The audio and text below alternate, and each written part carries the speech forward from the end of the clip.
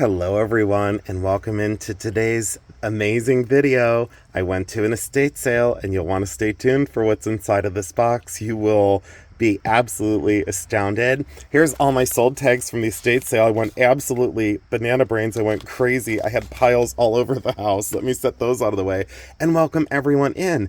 So today's edition is going to be on fashion and specifically vintage purses. On the top of the box are vintage purses out of my collection, which has started over now. I think the first purse I bought was about 28 years ago. And before I get too far into it, thank you to all the new subscribers for joining into this YouTube family. I really do appreciate it. Please continue to go over from my name and hit that subscribe button. I really do appreciate the natural growth on my channel. It's amazing.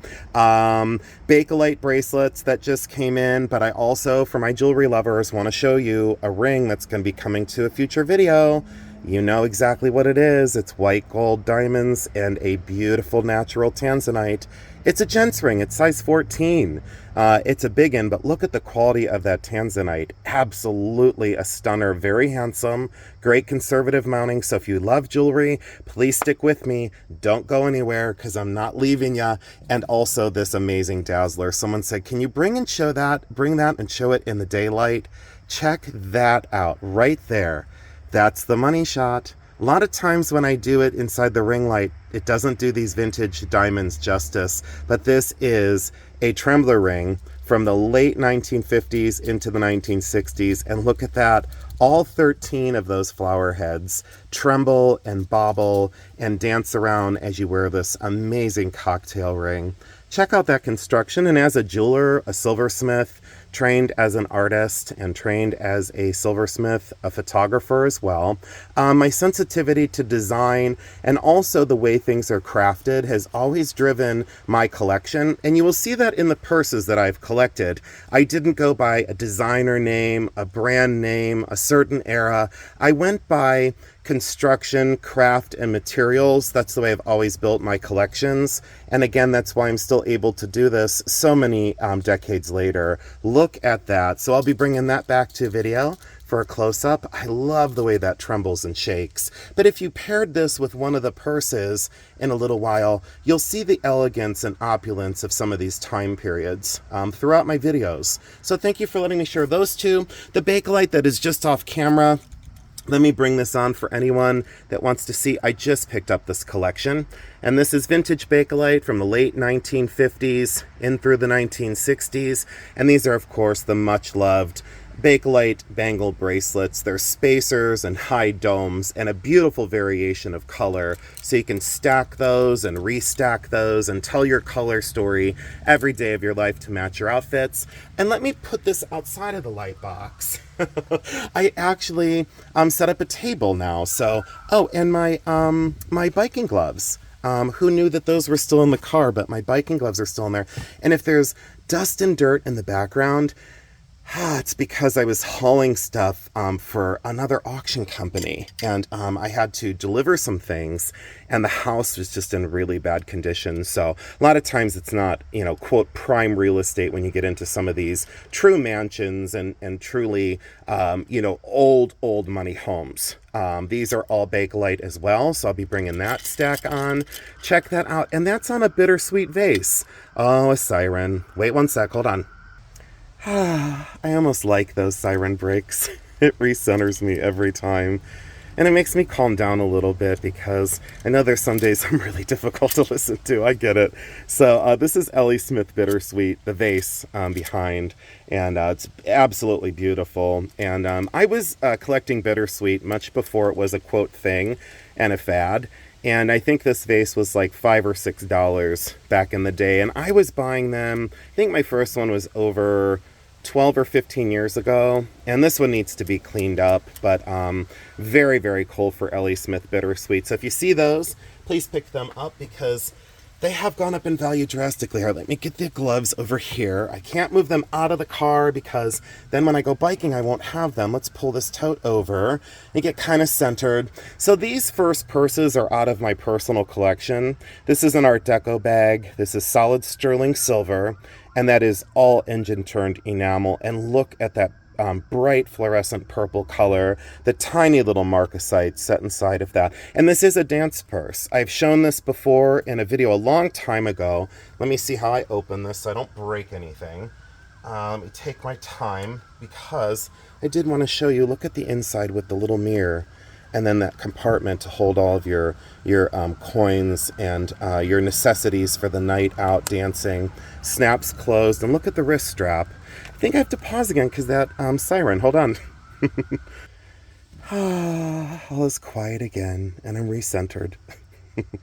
So check that out. I would like to spend a lot more time on this, but as a dance purse from the Art Deco time period, very unusual color, and most of the time the enameling has some sort of chip or scratch, and this enameling is 100% considered wet mint. That is exactly what that is, just like the day it was made. And look at that sensitivity to the pierce work. And as a silversmith, that's the thing I can get lost in for a long time, is that color and that style for an Art Deco dance bag. I think back in the day I may have paid $100 for that. Now they would be in the vicinity for that same purse in that condition, $800 or $1,000. This one has been in my videos before. This is another dance bag. This is Art Deco and celluloid. And look at that with the tiny mirror in the bottom here. And then the compartment, so you can put whatever in it that you choose, and then it screws back together. And this has a wonderful, wonderful surprise at the end, so stay tuned for that.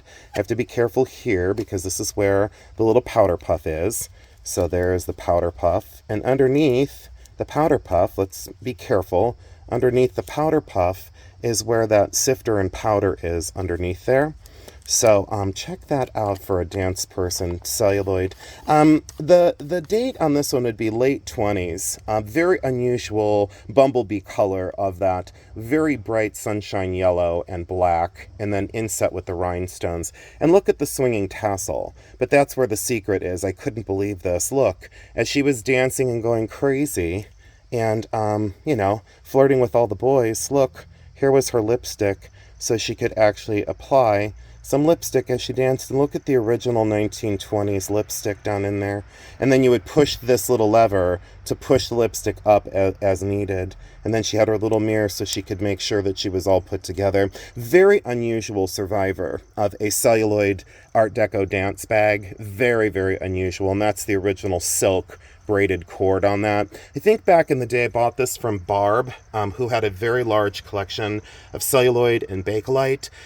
I think I paid her $185. I would say today that one, if you could find it, $400 to $500, but probably slightly more. Again, I just give you values that I stay very current on that, but it's also instinct as well. This one is highly collectible, and this one, again, some things have gone up and some things have come down in price. And way back in the day, there was some fantastic websites online, and this was one of them. And there was a bag very similar. You can see that's been around for a long time. I spilled my coffee on it. Look at the price. It was $32.50. There was another version that was similar, and this one was $28.20. And those are very, very similar. And sure enough, these were unsigned, but they are by Hobey. The frame is by Hobey. The rest of the bag was either beaded in Belgium or France. Look at the jeweled frame here of all those little constructions, of all those bezels. These are all synthetic gemstones, so they are all glass. And look at that curvilinear whiplash frame for one of the most beautiful and elegant of Hollywood Regency era pieces. Let's see here if we have, yep, there we go. Bags by Joseph, exactly what we wanted to see. And then the frame was by Hobey. Here comes another siren, hold on. I'm going to predict that was our last interruption for the day. But then again, I didn't work for Dionne Warwick and the Psychic Friends, so I'll never know. So this is the retailer for Milgram, and then the inside does have some staining here and there. But the one thing I wanted to show you that, again, a lot of people may not notice, but as an artist and a craftsman, look at the bezel set amethyst glass cabochon on both hinges. Are you kidding? Like, it's just the sensitivity to design, and then that pull that then unlocks the purse. So you have to like push this up to unlock the purse, and then just ingenuity and design And the way the stones are bezel set, let me show you the back. So again, your advantage with me, instead of looking online, is you can see these pieces 360. And I kind of try to explain the craftsmanship. This bag back in the day, I bought this at auction, and I think I paid $300 for it. It was either $250 or $300 back in the day. I think a more realistic value now, based on desirability, I would say $1,200 to $1,500, and possibly slightly more. I don't want anyone to ever, really disagree with it. It does have some wear on the glass jewels, but look at the condition of that, and the craft of every stone being bezel set.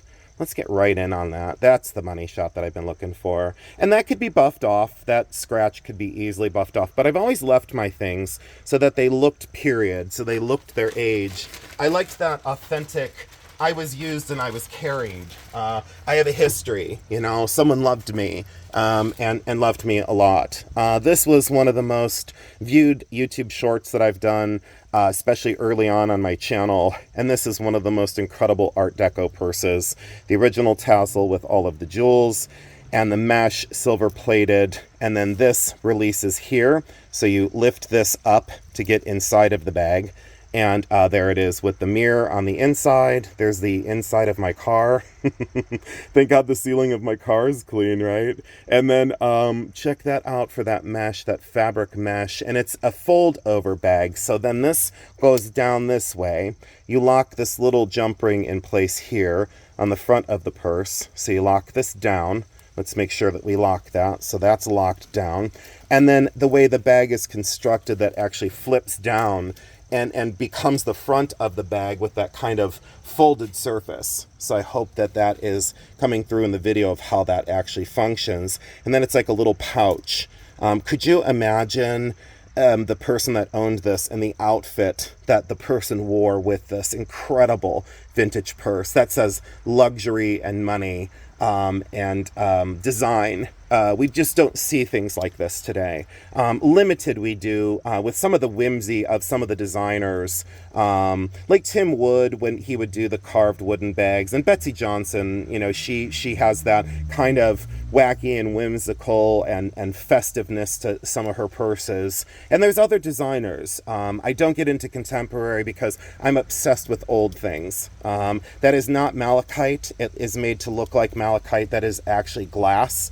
So these jewels are all synthetic as well. Glass made to look like peridot, cabochon ruby, cornflower blue sapphire, pink tourmaline, amethyst, and malachite. And those are all synthesizing those stones that I just listed. But those are all completely glass and costume. This bag, I think, was $80 back in the day. I think now at a high-end fashion show, because of the condition and the way this is all original and the construction of it and its uniqueness, I would say it's not unheard of to see these for like $600 to $700. I think I saw one smaller, and I think it was like $875. And I do believe it eventually sold, but I think it sold for maybe $700. So there's that. And this one is more of a Renaissance style. This is late Victorian. This is an 800 silver frame, but look at the size of this. And look at that velvet and satin. So that's an applied velvet over that satin ground. A lot of color fade to that one. And then when you open this, you push this down at the top, and look at that lining. And I did put some bubble wrap in here because these have a tendency to kind of collapse on themselves. But that is an 800 silver frame. Always check all the way around the outside of the frames, and I'll show you where some of these are marked inconspicuously. I always push the plunger down when I close them. So that's the way I do it, so you don't wear that mechanism out. Just a little helpful hint. You don't have to, but it's recommended that you do. Look at that figural angel face and then those dancing cherubs. Absolutely 100% Italian. When someone says that these are from somewhere else, like France or so on and so forth, not true. Sometimes these are from Portugal as well. Sometimes, but this one is definitely Italian in construction, 100%. And look at the hinges, the way that is done. It's marked 800 somewhere on here, and of course I'm not going to find it right now because I'm looking for it.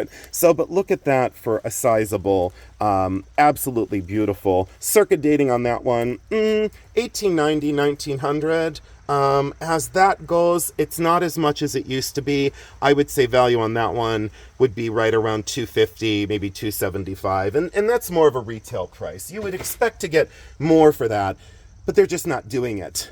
Two of the more festive bags that I can do before I get too far into this container, let me scoot this one out of the way, give me a little bit more room, because I am really, here, let's scoot this back. I'm really backed up against the edge of the trunk of the, of the Honda over here, but when people say, do you really do this in your trunk? Yeah, can't you hear the crickets? Can't you hear the wind? Oh, and it was raining earlier. I came out to do a video, and Mother Nature said, no, not right now. So I said, okay, I'll go take a nap, and I'll get pretty for tonight's sale. So check this out. It's made out of cigarette packs from Cool cigarettes, and that OO becomes the design of the woven cigarette packs. This is a cigarette pack purse. These supposedly started in the late you can see ones from around the late 40s into the 50s, but these were in full swing in the 50s and 60s. And did you see how that some of the packs had oxidized? That cellophane over the paper has oxidized. So you have that authentic old. Look at the clasp, the way that works. And then you can see the pattern is different on the inside. Isn't that amazing that someone could be so industrious to make a purse out of cigarette packs? And look, the whole strap is made out of cigarette packs. You might say to yourself, that's one of the coolest things, and I'll say, I agree. I now own 9 of them. I have 9 of them in my collection. I have always loved that style of bag. And they do stay in really good condition. It's very unusual to find them with all that cellophane still on the paper. But check that out. They wove that in cables and then interwove them as a locking chain. And then look at that open design down the center. This is a person, and they did it on the sides too, that kind of sunk down in design. This is a person, and look, they carried it through the handle. See how I go crazy about design of things rather than just the materials it's made out of? So like, we have a cigarette, just think about this. We have a cigarette pack purse made out of paper and cellophane that's, quote, worthless. And then you have a sterling silver dance purse. But that's what a true collector will do. They'll transcend materials, and they'll transcend value. And you look at the artistry of the way things are constructed. I think that's the one thing that I have a tendency to sometimes leave out of my videos and not draw attention to, but that's a perfect example to show you. And then as well, we'll go from this one, which is paper and cellophane, and a cottage craft of something that was supposed to be thrown away. Cigarette packs that were supposed to be tossed in the trash. And then we'll go into a magnificent sterling silver Chinese purse that is a drawstring with the Chinese bamboo bangle bracelet with the sliding lantern, all hand chased and engraved, that slides down on that chain that then cinches this completely amazing sterling silver bag. And check out the detail of this purse. So I'll go from this to sterling silver. And I do have a purse made out of platinum with a sapphire frame. It's a very small bag, but it's still made out of platinum and sapphires. And I do have 2 14-karat gold mesh bags as well. Look at the way that looks like Irish crochet, and then studded with all those little silver studs, all the way down to those original drop tassels on both ends, and that gorgeous fringe that's at the bottom. This feels like the most fine fabric. This feels like silk or satin. And then to draw this, they just let it down, and it kind of closes on itself with that almost harlequin collar border with then those applied little beads. And there's the Asian symbols. And check that out for one of the most remarkable bags. They did make these in Japan as well. So I should say on this one, it's either Chinese or Japanese, but definitely vintage. I would say on that one, because of gram weight in sterling, just in metal, this is several $100s. So I would say as a finished bag in this style, with no issues or condition issues, completely all intact, I would say on that bag, because of its uniqueness, $700 to $800. Back in the day, you could buy these for like $65 to $75. Let me show you a few more sterling mesh bags, and then we'll get into, let me scoot this out of the way, move this over here and move this up. And thanks again for joining in. And for colorful and for whimsy, they call these telephone cord purses. As I push the container back out of the way, they call these telephone cord purses. These were very popular late 1940s into the 1950s, and was definitely done and out by the 1960s. Check out that black satin lining on the inside and the snap closure on the front. And you know exactly why they call it a telephone cord purse, because it looks exactly like old telephone cords. You remember when we were kids and we would talk to the kids in elementary school and then in middle school and then in high school, and we'd stretch that cord out. We would stretch it, it was only supposed to be a cord that would go 3 feet, and we would make it go like 22 feet. I can't tell you how many telephone cords my mother went through because of me and my brother. I'm sure you can all relate, right? So, and then, kids nowadays, you tell them about that and they go, "What's a wall telephone?" Who would have ever thought we would have seen a day without a landline, literally, connected to the wall, our toggle to, shall you say, reality in a lot of ways. There's some days that I wish for simpler times like that. But what a fond memory seeing a bag like this, and how festive and how colorful. Normally, they're not as kind of chaotic. They're not as colorful. This one was one of the most colorful and kind of the best of its version. The way they designed the foot of that. I mean, they didn't need to do that. They didn't even need to put cord on the bottom of the bag. And look how they designed that. Almost like, do you remember the video game Snafu? Anyone out there in the comment section, if you remember Snafu, please enlighten me, because that was like an Intellivision video game, and I used to play that all the time when I was a kid. It was like two kind of things that would like trace around, and you'd have to like beat it around and then kind of like encase it in itself, One of the coolest video games ever. I played that forever. All right, enough of that. Let's take a look at these as I tripped over some gravel in the background, and we've got to get into this container.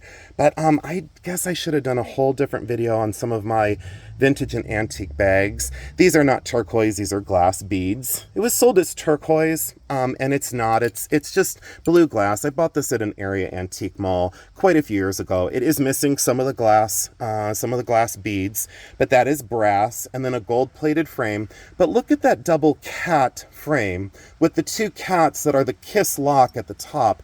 There's the owner's initials. Turn of the last century, 1890, 1900, definitely. Imported to America. I'm not sure of its origin, but imported to America. Loved the stations that held the frame all the way together. And look at that detail. A little tiny star that held together all of those festoon-style chains. And look at the cats. They have little red eyes. Look, little garnet glass eyes that are inside of those cats. And I love the way those cats are on the side, like stalking and then holding the chain. Check that out. To open this up, you have to push the two cats apart at the top. One of the coolest purses for vintage I had ever seen. And most bags like this that are that early are kid leather lined. So that is definitely leather lined on the inside. And I hope you're enjoying this video. I really do, because I don't want my jewelry people to leave me. So I really don't. But I want to start showing some more of my collections. And some of the things I've worked hard to obtain over the years. Look at this. Look at that sterling silver and marcasite fittings for this incredibly beautiful and really wonderful black satin bag. What says class and sophistication more than that? Let me make sure that, okay, now I remember. So this is the lock on this side, so you can't open this purse, so you cannot get into this. So you have to pull this mechanism, watch this, and it's a secret mechanism. You have to pull this, and then it releases the inside mechanism. So you have to pull that little tab on the side. And so let me pull it to close it. So I always pull, and then it closes, and then it locks again.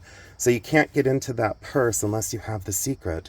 Sterling silver and marcasite, and I love the simplicity of this bag. So I'll go from that chaoticness and the whimsy of cool cigarette packs to a telephone cord purse to a turn-of-the-century cat bag to this, because nothing says elegance and revival more than some of these fashion pieces from long ago eras that I've always learned from, because then I kind of think about the jewelry that was a part of these. And then these are the sterling silver bags. Again, I have a very large holding of these, but I wanted to show you some of the details, and I hope that's coming across in the video for you. And I can't stand too much longer. I'm looking at the clock thinking, I probably shouldn't have tried to do this today. But I owed you all a video, and I'll be honest, I'll say, I took, I know that you haven't really noticed, but I took a whole week off from YouTube from recording. I needed that break. I needed some time away to think about the importance of some things, and I just needed a tiny little break from content creation, and I feel rested and ready to go. And just like, I don't know what to say, really refreshed, and all of you have made this, quote, new job and journey for me, not a job and not a journey. So I just want to thank each and every one of you for supporting the channel and for supporting me as much as you do. Always check the kind of quote, I know it's a terrible term, but the little armpits of these bags, because right here and right here, they're normally really shot. And if they're ripped and torn right here in this area, it's very difficult to restore them. I do restore these bags. I have restored these purses, and also for many, many years I restored the Whiting and Davis and Mandelian bags. I restored those, and I probably pronounced that incorrect, but too late now. Check that out for a sterling silver mesh bag. Incredible. And again, this is marked inconspicuously right there, and I think that might be 800. Does that say 800 silver? So it might not be sterling. This might be 800 silver. So just a little less. I've covered that in some videos. So sterling is 925 parts per thousand, and 800 silver is 800 parts per thousand. So, of silver is what it means. So 925 per thousand is sterling, and 800 per thousand is like coin silver or 800 silver, technically 800 silver. So I don't want to confuse the coin silver and 800 silver just yet. I'll get into a deep dive on that as well. So check that out, and the way that mesh is made to look like fabric. It's the most beautiful and sensual and fabulous thing. And then we'll look at this, and we're getting inside of this box because, boy, some of these purses that I found. But look at this for an 800 silver bag. Most of these were from Austria. And the size of these bags, I hope you can see by my hand, for 800 silver, look at the festoon chains, the articulating fringe, and these little balls that kind of free swing, and then all these chains that festoon around the frame. Hand engraved, and then one of the most beautiful things is how this opens. Watch, the kiss lock, because that's called a kiss lock. You open that up, and look how it swings the bag open. So when you swing that bail style handle, look how it opens it up so you can get your hand down in here. Look at how magnificent that construction is. They're always signed in odd places on these. They're signed either here on the frame.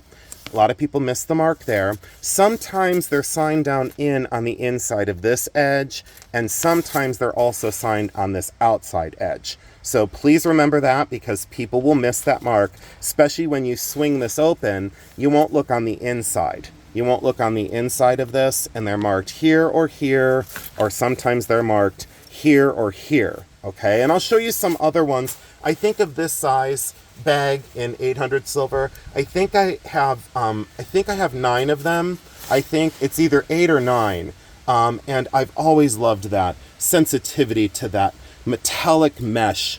Absolutely beautiful and timeless. And look how elegant. And you can carry this today. That's a bag that anyone would enjoy to have. And I don't know what else to say about the craft and the design of some of these pieces. And what an honor it is for me to own these and to share them with all of you. Let me set that out of the way. And it is overcast. Should I lick my finger and stick it in the air? Why did people do that back in the day? Why did they lick their finger and stick it in the air? Oh, I'm sure someone's going to answer in the comment section. These are the bags, and I'm going to flip through them really quick. Look at this Chinese bag. Absolutely incredible with that jadeite stone that's very old. And check out that canatile and granulation. So canatile wire work and granulation.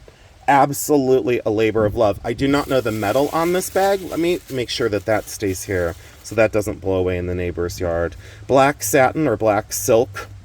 And then there's the wrist strap again. So there's that amazing wrist strap. So you'd wear that purse right on your hand as a wristlet. And talk about early. You lift this up. This should unsnap. These always are tricky. It does unsnap. Look at that construction here. Absolutely exceptional. And look at the inside. What on cut screen earth. How elegant and how gorgeous is that? Definitely high end. And look how they framed that mirror in that very beautiful crepey, like a peach colored silk. Absolutely exceptional. This is the one that would completely get me going. And I will tell you, values on these have skyrocketed over the years. And it's always a thing on condition because the corners are worn. The fabric is always worn. You can tell this was hardly ever used. Really magnificent. And it does have a faint floral scent to it from some sort of fancy perfume back in the day. Look at that jadeite carving, probably very early. Chinese in origin. I don't really want to make a comment on value, but I would say loosely on the lowest end, 200, on the highest end, 800. And I know that seems like a lot for a purse, but try and find another one. I paid $5 for this one. I paid $5 for that purse. Unbelievable. The bargains that are out there at estate sales, you have to get out and look. They're not just going to walk up to your door, although the other day I had a dealer show up and it walked right up to my door. So you can't always say that. Look at this one for putting your hand through again. And then you would have that on your forearm. So this would be, again, positioned on your forearm. And you would wear that bag all day long. How comfortable is a tooled leather? Phenomenal purse. A little bit of wear to the braiding on the corner, but you can restore that for sure. Love these old locking mechanisms. And of course, a little pen mark. A lot of people do videos on how to get the pen off of things. I never really monkey with it, especially on vintage things. Look at the oxidation on that leather, how that has oxidized and aged, and very pliable, not dry rotted, not, it's very, very pliable leather in wonderful usable condition. That one was also $5. Boy, on that bag, because of the style of it, you'd be hard pressed to find it now for less than $85. So there's a huge increase, and it just happens that way. Most of these were made in India. I'll do a separate video because I think in my collection I probably have, oh boy, I probably have maybe 5 or 6 of them left. Oh, look there we go. Made in India. I'm glad I said that. Did I say made in India? I sure hope I did. These are actually gemstone beads. A lot of times they're not. A lot of times they're glass, but these are actually gemstone. And you can see that inclusion there. That's not a glass stone. That's actually a stone. That's actually a gemstone. And then these are little garnets. Would I say that these are possibly in the moonstone family? Yes. Are they quartz? I'm still going to go more moonstone. But again, I'll have to take a closer look. But look at that gold and silver couched threading. So that's actually gold and silver wire that then's couched, meaning gathered on thread and then hand embroidered down.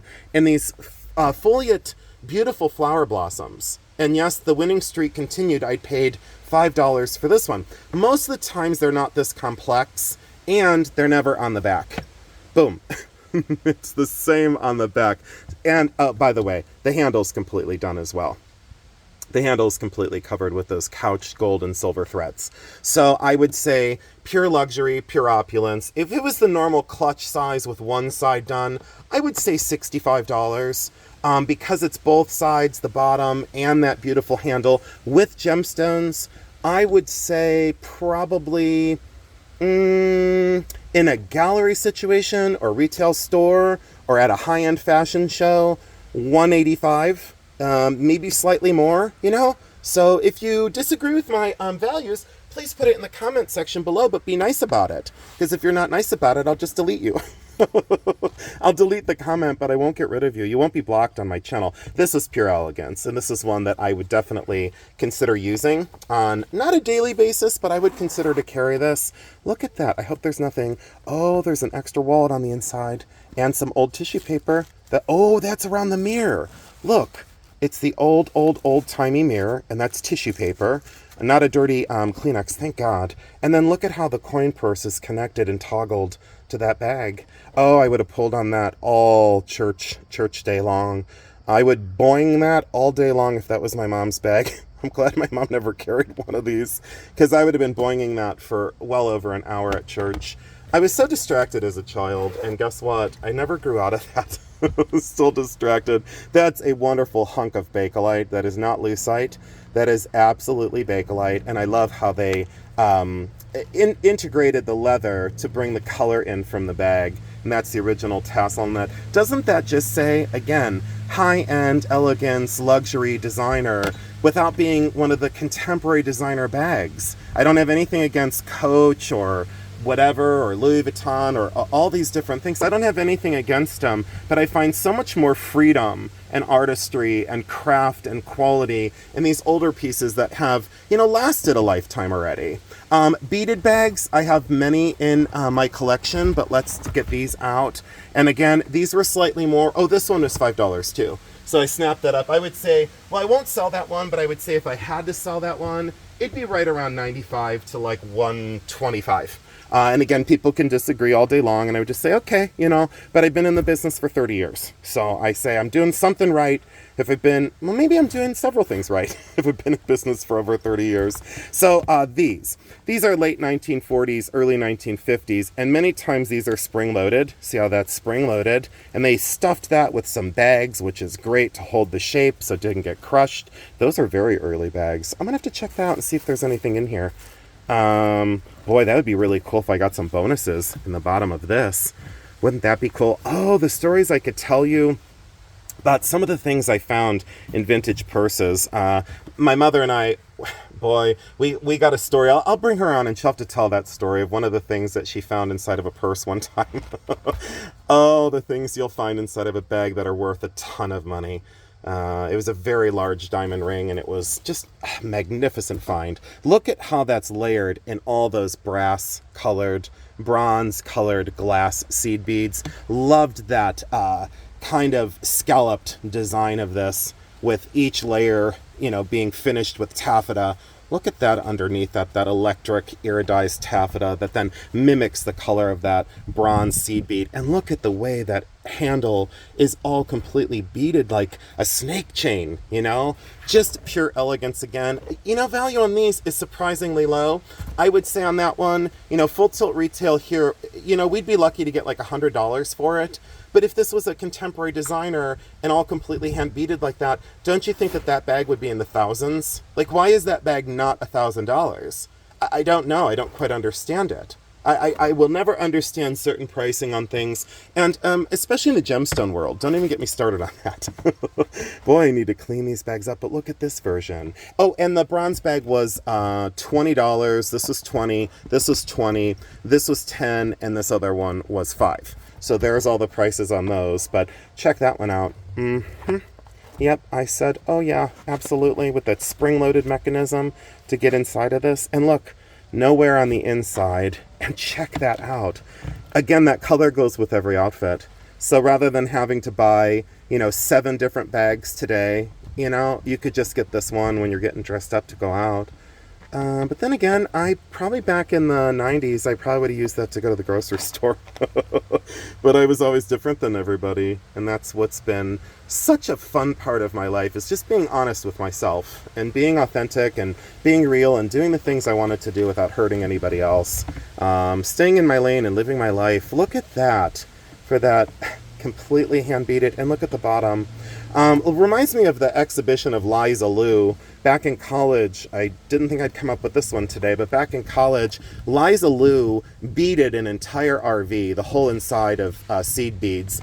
And then she not only did that, but she also beaded a whole backyard. So every blade of grass was glass seed beads. So if you want to be fascinated by an artist that was completely obsessed and compelled to get her vision done, she beaded in a whole entire backyard, like a lawnmower and the grass and a tree and the bushes. You won't believe what you see. So look up Liza Liu. I met her at the Akron Art Museum back in the, I think it was late 1990s. She did an exhibition, and I went to the, it was the backyard that came in.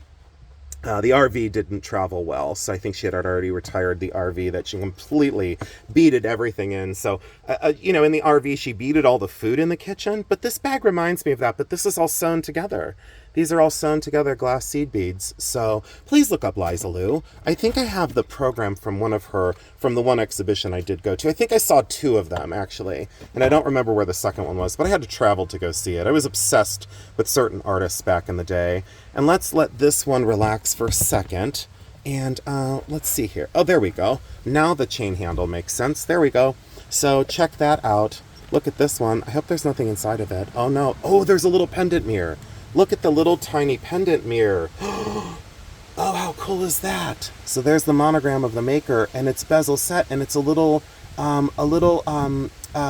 faceted pendant mirror that probably would have hung on a bag of some sort. Look at that. And it's got a little pouch for probably your coins. And then there's the mirror in the top, brass hinge and brass clasp. Check that out for a box purse. Again, made out of these gunmetal colored seed beads. Absolutely exceptional. And I love the beaded handle. Can you imagine a beaded handle lasting all those years? This is late 40s on this construction. Late 40s into the 50s. And I have one that has a Bakelite top, and I think it's slightly earlier than this, but that's in my collection inside, and this had to come home with me. A running dog in lucite, carved lucite, and this opens the bag. Let's see, he rocks this way. Look how dusty this is. I should write on wash me on this bag. It is leather, and check out that lucite dog, and he rocks backwards to get into this. Look at that. There's the maker. And look at that inside. I should probably, look at the inside of that. Really beautiful divided compartments down in there. And then to close that, he rocks down. See how he's on a little brass platform? Could you imagine the craft and the skill it takes to carve this lucite dog that thick? Look how thick that lucite is. Can you imagine being able to carve that lucite dog, inset a rhinestone eye? Look at his racing face. Love this bag more than anything. I think this one might be my favorite of the whole collection. Please leave down in the comment section which your favorite is, and I'm going to call the video here in just a few minutes because I really do need to get going, and the wind is picking up, and 2 seconds ago a huge limb just fell in my neighbor's yard. That big crash that you heard, a big branch came down out of their tree and landed in their backyard. I'm just glad that they weren't outside, and I'm glad that the dogs weren't outside. So maybe it was a blessing that I was running my mouth in my trunk. So everything happens for a reason. But check that out. And really superior design on this one for one of those tooled leather bags. And there is something rattling in here. Let me make sure it's... Oh yeah, it's PG. Wait a minute. What is this? What is this? Check it out. Wait a minute. I got a bonus. What is this? I got a bonus, everyone. I got a bonus. Sterling silver fountain pen, dip pen in sterling silver, repoussé. That would be turn of the century. And look at my little push button jewelry box. Too bad there's not a gigantic platinum and diamond brooch inside of that. But I'll take that jewelry box as a bonus. What? Yeah, absolutely. So the miracles never cease to exist when you go to these sales. And I didn't check this out. But they were probably stuck down in paper because there was a whole bunch of paper and kind of trash inside of these bags. Just things, oh, it is broken, but that's okay. That's all right. Broken at the tip. So that's probably why they threw it in. They thought, it's a nothing. What is that? Is it a cigarette holder? No, it's where the nib would go in, and that would be a beautiful writing pen. That would be an amazing dip pen for your desk. And boy, that jewelry box. I love these. The value on these has gone way up. And now people understand that vintage jewelry needs a house. And look at that push button. Really incredible. So, okay, so there's a little treasure on the inside of that one. And yeah, hand told. It absolutely sure is, and loaded with treasure. Thank you so much for joining in. Please go forth with peace and kindness today. And I always leave you with the fact that I love you because I do. I want you to feel it rather than me just lecture you about it. So I appreciate you stopping in. Please share this out to people that love vintage fashion. I appreciate your love. Thank you so much. Bye-bye.